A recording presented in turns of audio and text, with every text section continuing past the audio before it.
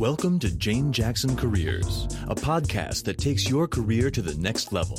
Here's your host, Jane Jackson, author of Amazon Careers bestseller, Navigating Career Crossroads.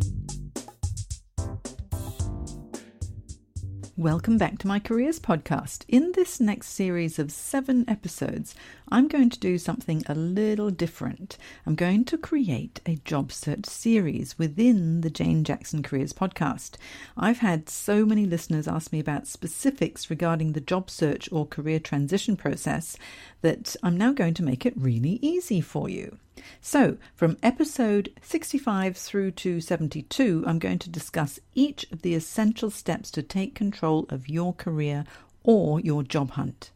Each episode will cover one step of the process, and I'll release 2 steps a week for the next 3.5 weeks. Now, I was recently honoured to be interviewed by podcaster and branding specialist Ryan Roten on his Brand New You podcast, and we talked about my book, Navigating Career Crossroads, in great detail. So the next episodes feature our conversation about each step for your benefit. In this episode, let's go over all that's required to prepare well for your job interview. Let's go.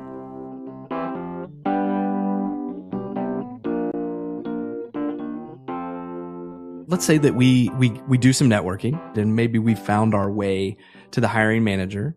The hiring manager has reviewed our resume, and they have decided now to bring us in for an interview. It used to be, and it still is, but it used to be that there was really only one kind of interview, right? You would just come in, you would sit with someone, you would talk to them, and you do this sequential type thing where you go from one person to the next person to the next person, and then you would see the person at the door and they would say, "Thank you, we'll call you later." But now there are so many different types of interviews. Can you walk through a couple of what I think are these new ones, which are a Skype video / webcam interview? How often do you see those taking place today? Oh, a lot more frequently now, because quite a number of my clients, they're interviewing for roles overseas. I mean, we're here. I'm based in Sydney, but I do work with clients from all over because I do a lot of work and coaching via Skype myself. And when it comes to Skype interviews, first of all, you've got to make sure you've got a decent internet connection. If it's through a recruiter, they might bring you into their office and they'll set everything up for you. But if you're doing it from home, you treat it like it's an actual face-to-face interview, and make sure that you dress appropriately as if, you are already in the job. If it's a suit and tie, then so be it. Okay. Make sure that everything is good. With Skype, once you've got the good internet connection and you're there, look into the camera on your computer rather than down at the screen. Lift your computer up so that when you're actually looking at the camera, you're looking up slightly, because that's the nicest angle for your face. You've got to look good after all. And when you're speaking, speak a little bit slower than you normally would, because there might be a little bit of a lag. Make sure that there is a backup plan. So if it drops out, there is a phone number to call so that you can continue just via phone if Skype isn't working. Be prepared for any technical issues that might come up as well.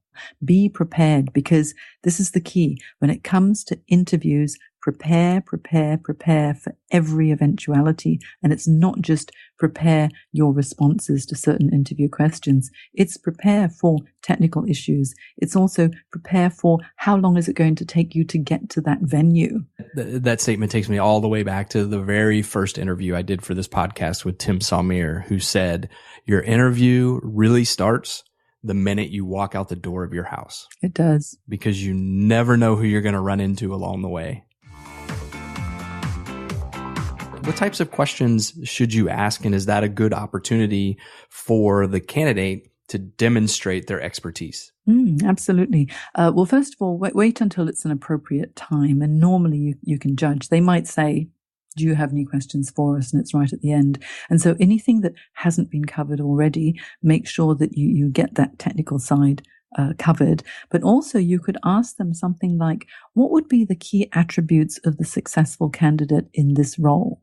Because you might not have covered that. And so I'm talking about more like the tenacity or the sense of humor or the influencing skills, more of those soft skills as well. You can also ask them, what's the team culture? Or what's the organizational culture? Or in fact, of your hiring manager, if he or she is there, what's your management style? These questions hopefully will get them to open up a little bit, and you'll be able to ascertain if the values and the culture are a match to what's important to you. And this is going back to the values-based career search.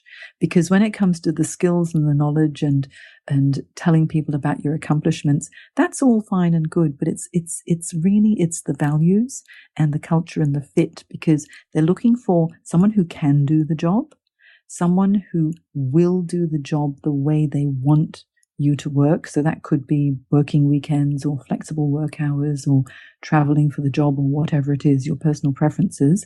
And the final one, the most important, is the best fit.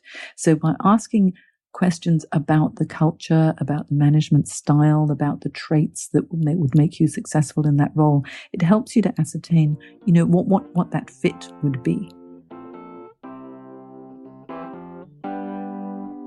If you found this episode useful, you'll like my 7 Steps online careers program that guides you through each step in complete detail so you can confidently take action to secure your dream role. Go to janejacksoncoach.com/7 steps. That's the number 7, and get started today. janejacksoncoach.com/7 steps. You've been listening to Jane Jackson Careers. Sign up to receive regular career advice at janejacksoncoach.com.